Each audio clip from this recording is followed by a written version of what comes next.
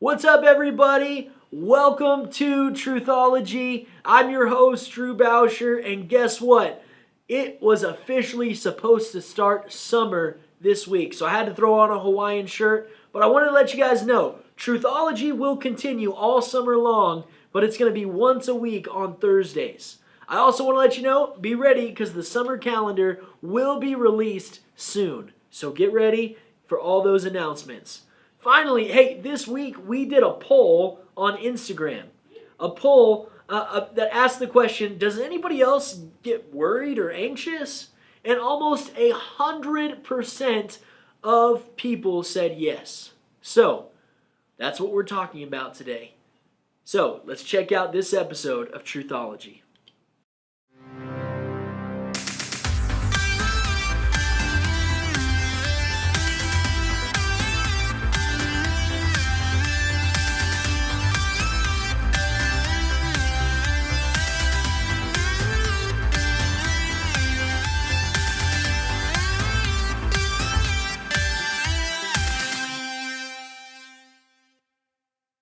So the question, does anyone get worried? Well, first of all, I know I get worried. Man, I worry about, hey, how do I look? Will I have enough money to pay bills? What do I do if Bennett is choking? What happens if something happens to somebody in my family? And then there's things that we all get worried about. We get worried about, hey, do people like me? Do I fit in?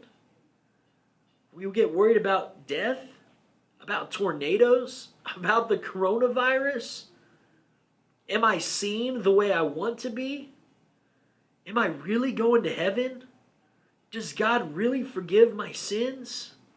These are questions and things that people get worried about all the time. But I want us to look at two things that the Bible tells us about worry and anxiety. The first thing it says is don't worry. Philippians 4:6 says this, do not be anxious or do not worry about anything, but in everything by prayer and petition with thanksgiving present your requests to God. So the first thing is don't worry. But the odd thing is every single person worries. So if everybody worries, then what are we supposed to do with that worry? I know we're not supposed to, but when we do, what do we do with that worry? We give it to God. In 1 Peter chapter 5, verse 7, it says this, cast all your anxiety on him because he cares for you. Man, it's time for us to just rest in God's presence today. When we start a streak with Jesus, yes, we need to make him a priority. And we need to get rid of everything that hinders, but we need to remember that we need to come to him and rest in his love and in his presence. I remember, hey, I used to sing a ton all throughout high school, elementary, middle school, college. I was a music major. I had to perform all the time.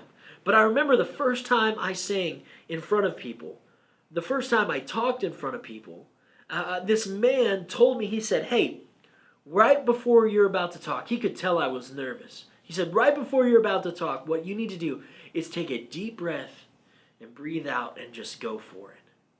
And when I took that deep breath, man, it was like I calmed down. Well, guess what? We need to take a deep breath and understand that God is in control.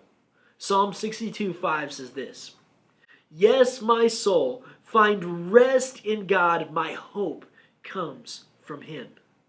Psalm 46:10 says, be still and know that I am God. So when you're in your quiet time, when you're starting this streak with Jesus, take a moment, be still, and realize that God is in control. Rest in his presence.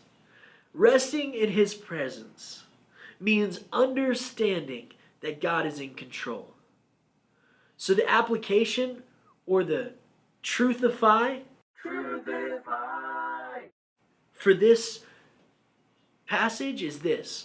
Isaiah 41:10. So do not fear, for I am with you.